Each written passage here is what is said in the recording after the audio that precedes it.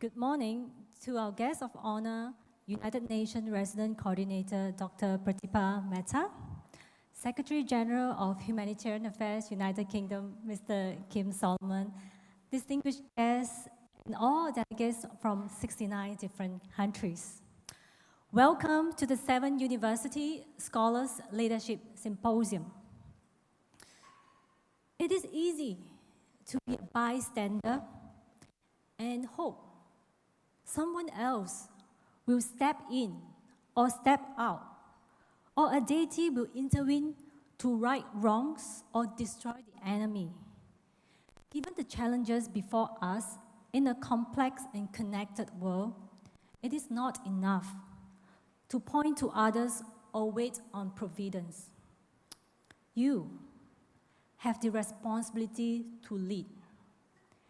At a minimum, in your immediate domain, or ultimately at your own point of contribution. Don't just follow history and look to others to lead. Advance the future by being a leader. Today's world is far more uncertain than it was in the past, largely because of the rising of developing countries, speed of information technology, and interdependency of nations. Because of all these uncertainties that it was in the past, many of us burn out very often. We are constantly searching for that antidote of being inspired or being an inspiration to others. Why? Why is it important to be inspired? Does an inspired person could really transform a community? Is there any example out there that we could refer to? When we think about inspiration, what inspires most are just ordinary people doing extraordinary things. We appreciate when someone has the ability and willingness to be selfless, creative, innovative, or just dare to be different. For me, being inspired is of utmost importance because many of us draw strength from our inspirations to work on the things we love, things that we are passionate about, things that we find a purposeful meaning, things that sustain us not in terms of weeks or months, but years.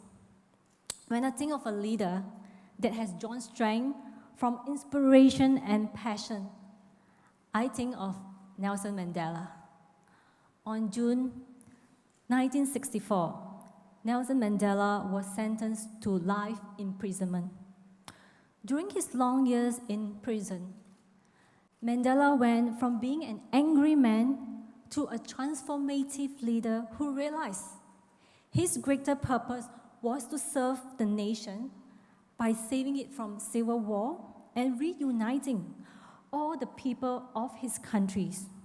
He reframed his leadership purpose from leading black South Africans to become servant leader of all South Africans to someone who reconciled blacks and whites to create new South Africa centered on social justice and equal opportunity for all. As a servant leader, Mandela rose above discrimination, injustice, and hatred. If ever a person has a right to be bitter towards his captors and injustice done to him, it was Mandela. How could he then honor the prison guards who looked after him and forgave the judge who sentenced him? And how was he able to negotiate with the leader of minority government that repeatedly ordered his people beaten and killed just to stay in power? When Mandela was elected as president, how was he able to react aside the calls of revenge and offer reconciliations to his oppressor? According to Bill George, the author of Discover Your True North, one would have to walk in Mandela's shoes or to look into his soul. In 2004, Bill George has the opportunity to meet with Mandela. He described Mandela as a passionate, calm person. No longer he was the angry activist in his 30s. He was focused on his mission to eradicate racial injustice. Until this day, Mandela leadership transformations inspire us to serve and inspire others to realize their potential. As Mother Teresa said, at the end of life, we will not be judged by how many diplomas that we have received, how much money that we make, how many great things that we have done. We will be judged by, I was hungry, you gave me something to eat. I was naked and you clothed me. I was homeless and you took me in. This inspiration serves as a reminder to us, with people, the little things are the big things. I will consider this as a principle itself, the principle of service. It is a giving of self. During this week-long conference, you will listen to many inspirational speakers who devote their life to serve the needs of others. We will have the opportunity to hear directly from senior representative of the United Nations High Commissioner for Refugees in their works in resolving the issues faced by the refugees and internally displaced people. According to UNHCR, the number of people displaced by war, conflict, or persecutions has hit a record high. Now millions of men and women and children face an uncertain road ahead. And this year, we are grateful to welcome Mr. Tim Peters back to USLS after a hiatus of 6 years. Mr. Peter is from the US and he has spent more than 30 years in Korea, and on many occasions, he has almost lost his life reaching out to the refugee from North Korea. We are privileged to have this opportunity to listen to Mr. Peter on how he overcome each struggle and what sustained him all these years. The 7 USLS present a special years for us that not only that, 2 of our speakers received high commendations from President Barack Obama for their works in transforming the community. One of the speakers commended by President Obama has suffered much as a victim herself on human trafficking. And she will be here to share her life story and her journey in ending human trafficking. Human trafficking involves the trade of humans, most commonly for the purpose of sexual slavery, forced labor, or commercial sexual exploitations for the trafficker or others. It is a form of modern-day slavery. It is estimated that a number of slaves today range from 21 million to 46 million. And another speaker commented, and every year, millions of women and girls worldwide suffer from violence, be it domestic violence, rape, female genital mutilations or cutting, dowry-related killing, trafficking, sexual violence in conflict-related situations or other manifestations of abuse. Women and girls who experience violence suffer a range of health problems and their ability to participate in public life is diminished. Violence against women harms families and communities across generations and reinforce other violence prevalence in society. Another speaker who is a strong advocate for human rights is Lina Khalifa. Lina is passionate about empowering women, and she used her talents to transform the communities. She is just about your age. Listen to what inspires Lina to dedicate her life in reaching out to the women in the Middle East. What was her journey like? Why President Obama is impressed in her work in impacting the communities? I am sure many of you are eager to listen to stories of speakers and how inspirational individuals like them are transforming the communities. As Gandhi said, a person cannot do right in one department of life while attempting to do wrong in another department.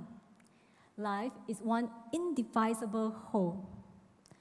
Living in a fast-paced society, we are constantly busy trying to stay on top of 101 things that we wish to accomplish daily. Hectic schedules sometimes cause us to sidetrack and lose focus. And for all of you here, what is your purpose here? Why would you want to be a leader? And how would you want to contribute meaningfully? Many of us hope that our leadership can transform into making a tangible difference in the world. And this tangible difference that we aim to strive will not be realized until we apply our leadership to the challenge we encounter in the real world by bringing people together around for a common cause. In the last 18 months, our countries, our world, have been challenged.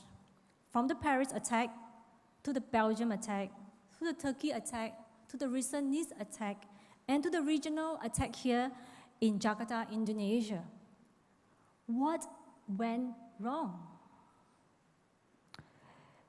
All the perpetrators in this terrorist attack are committed by young people. Again, what went wrong? Your generation, by far, represent 1.8 billion young people who will eventually be the shapers and leaders of our global world. Your generation is the most educated generation to date. Your generation, by far, is the one most globalized generation where each one of you have the opportunity to interact with people from different countries and cultural backgrounds. Therefore, what is the world we envision? Are you willing to pay the price for it? Are you willing to listen to one another without prejudice? Are you willing to appreciate and accept our cultural differences and differing worldviews? And more importantly, are we willing to come together to create a better and safer world? This week will be one of the fastest weeks in your life. Treasure the friendship, treasure the time spent together, treasure the moments of listening to the speaker in this beautiful room, moments of having lunch together, moments of exchanging worldviews, moments of exchanging cultures, moments of empathy and reflections at your learning journey. Moments like this will be invaluable memories that will set as a background in years to come, as fond memories of like-minded people coming together in making a difference, as fond memories of inspirational people to join hands in transforming the communities, as fond memories in all of us in this beautiful and charming city of Hanoi. Before I end, I would like to just share a short story with all of you. It is about two wolves. A young grandson came to his grandfather, angry at the friend who had done him an injustice. And the grandfather responded, "Let me tell you a story. I too, at times, have felt a great hate for those who have taken so much, with no sorrow for what they do. But hate wears you down and does not hurt your enemy. It is like taking poison and wishing your enemy will die. I have struggled with these feelings many times. A fight is going on inside me. It is a terrible fight between two wolves. One is evil.